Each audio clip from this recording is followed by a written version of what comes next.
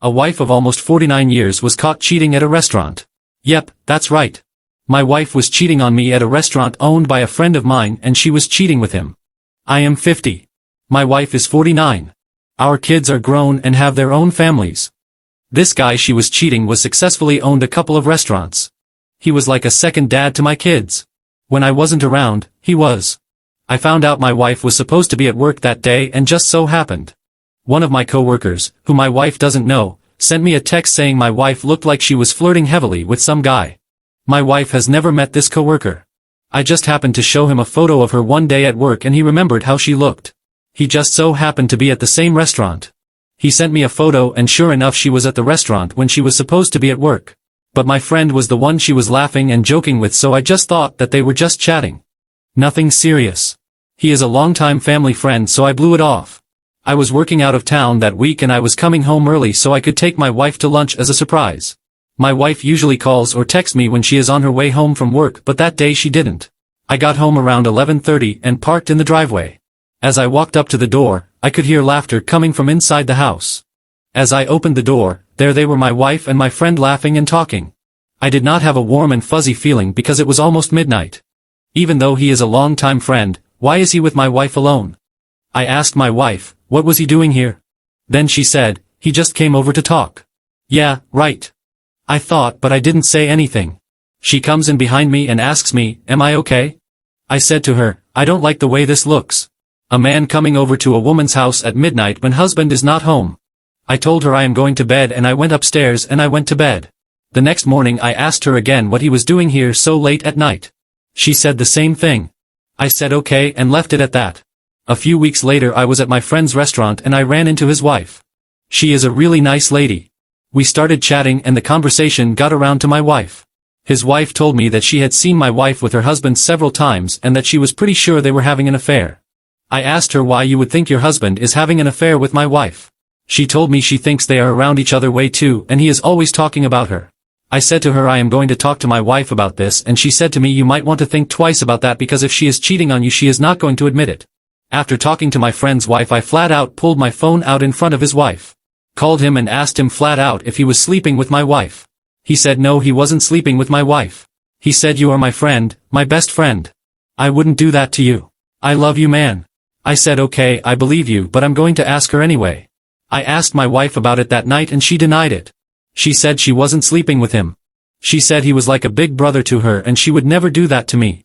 For some reason, after talking to my friend's wife and even after her husband said he wasn't doing anything with my wife, I still did not believe him. His wife had already planted the seed in my brain that something was probably going on with my wife and her husband. So a few weeks passed and I noticed my wife becoming a tad bit distant. It was a red flag for me. So I decided to put a GPS tracker on her car just for peace of mind. A few days go by and I see my wife's car is not moving. It is sitting in the driveway. It is 8 p.m. at night. So I went outside to see what she was doing. She was in the driveway talking on the phone. I asked her who she was talking to. She said a friend. I asked her which friend. She said a female friend. I said okay. At that point, she looked mighty suspicious being on the phone outside talking to a so-called female friend. A few minutes after she went back inside. I decided to look at the GPS tracking app on my phone and it showed me that she went to work and back and that was it for the day. I thought to myself as she was talking to a friend she would have at least out and done something, but she didn't. The next day I looked at the tracking app again. Same thing. She went to work and back with no stops in between. A few days later, I got home from work early and I noticed my wife's car was not in the driveway. It was around 3 p.m. so I decided to check the tracking app again. The app showed she was at the restaurant. So, I decided to go to the restaurant, but just to see if I could see anything, I didn't go in. I drove by the restaurant and I saw my wife's car and I also saw her sitting in a booth with our good friend holding hands across the table. I was livid. I was so mad. I wanted to confront her right then and there, but I didn't. I went home and I waited for her to come home. She finally came home around 9 p.m. I asked her where she was. She said she was at work right then and there. I knew she was lying. Then I asked her how her day was. She said it was good. After the small talk I made the decision to hire a private investigator for a bit to see what they can uncover. The next day I met with the private investigator and I told him what I wanted. He said it would be a bit pricey. I said I don't care. Just do it. After hiring the private investigator I had to think about what assets we had. What would happen with the house and the cars? Later that day, I called my son and my daughter and asked them to meet me and told them it was urgent. They both showed up within the hour. What I laid out to them made them upset. My daughter started crying. I told her, I hired a private investigator, so we will have to wait and see. My daughter is 23 and my son is 21. My son said, Dad, are you sure? I told them both that our friend's wife suspects that he is sleeping with your mother. They both said they would keep an eye on her and let me know if they see anything. A few days go by and I get a call from the private investigator. He said I have some bad news. I asked him what it was. He said that he has been following my wife and she has been meeting up with our friend. Hit this at a hotel and he has footage of it. Even as footage of them going into the hotel while holding hands and kissing. They drove 30 minutes away to try and hide it. I was so mad. I wanted to confront her right then and there, but I had to wait. I needed to think about what I was going to do. The next day, my wife went to work like normal and I decided to call our friend's wife. She answered on the first ring. I asked her how she was doing. She said, I'm good. I asked her if her husband was home. She said no, he is at work. After a few minutes of small talk, I finally got to the point and I told her that I know about truth and I have proof.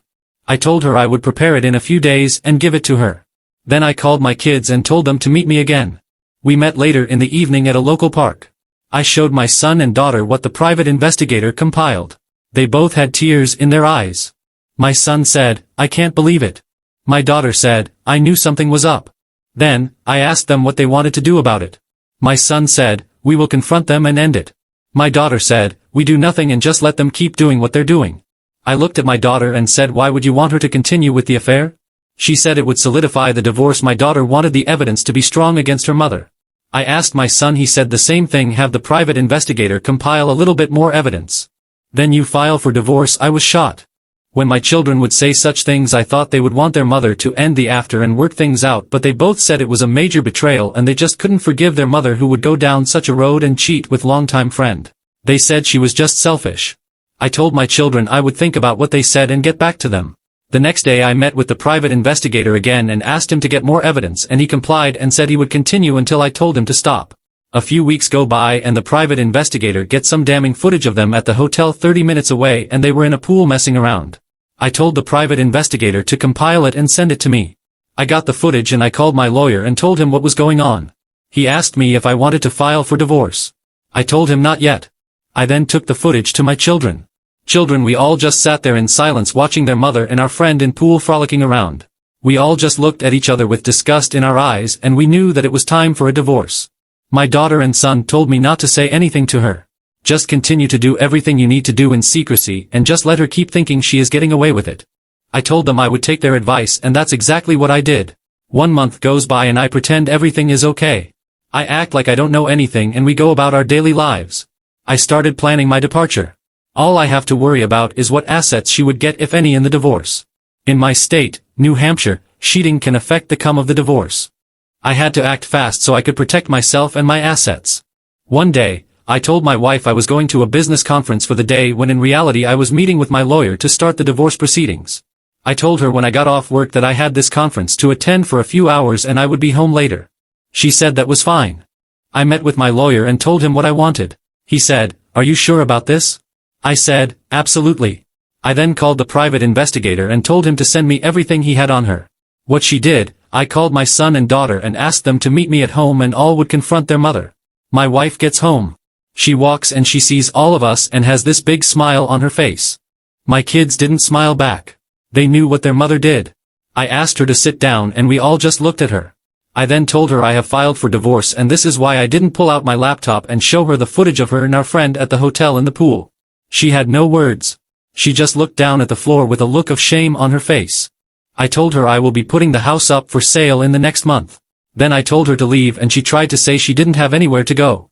Our son and daughter just looked at her in silence and then our son said, "You always go live," with him motioning towards a picture of our friend. She left at night and over the next few weeks, she came back and forth to get her belongings. Our children refused to see her. They were disgusted with her. A few months later, the house was sold. I waited until the divorce was final before I started looking for another home when the house was sold. I moved in with my daughter until I could find a house at the divorce hearing. My ex-wife didn't put up a fight. My lawyer showed the evidence the private investigator compiled and she didn't get anything. She made good money herself. She managed to rent car facilities after the divorce was finalized. I bought another house and my kids helped me move into. My kids said they haven't heard from or seen their mother since that night. We ambushed her. As for my friend, we don't see or talk to him anymore. His wife divorced him. He has to pay her spousal support for 8 years or until she remarries. They were married for a long time. The most amazing thing that happened in this horrific ordeal was the way my kids handled it. They were my rocks and I am so proud of them for the way they handled it. I would have never thought in a million years that this would ever happen to me, but it did, and I am a better person because of it. I want to thank one of you internet strangers for giving me some good sound advice though. I left out one detail when I sold the house because my wife cheated. She did not get half of the proceeds. She only got 30%. She lost some of it because she cheated. I did not know that again.